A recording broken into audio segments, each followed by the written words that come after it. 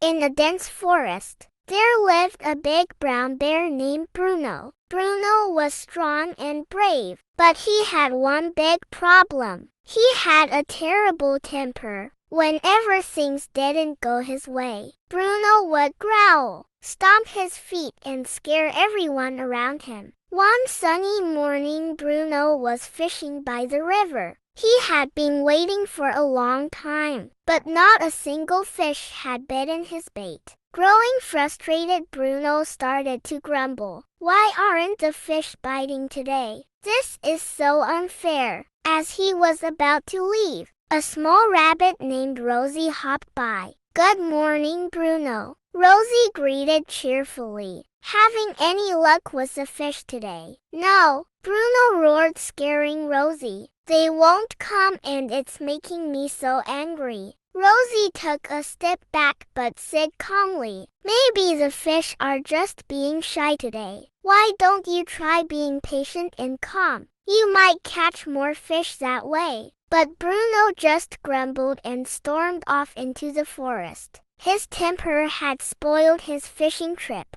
and now he was even more upset. Later that day, Bruno saw a group of animals gathered around a big berry bush. The bush was full of juicy, ripe berries. Bruno's mouth watered and he hurried over to get some. But when he reached the bush, he saw that the other animals had already picked most of the berries. "What's going on here?" Bruno growled. "I wanted some of those berries." The animals were startled by Bruno's loud voice and they quickly moved aside. Bruno pushed through and started grabbing the remaining berries. But in his anger, he tripped over a root, spilling all the berries into the dirt. Frustrated and angry, Bruno sat down with a huff. Just then Rosie came along again. "Bruno," she said gently, "your temper is making things worse for you. Maybe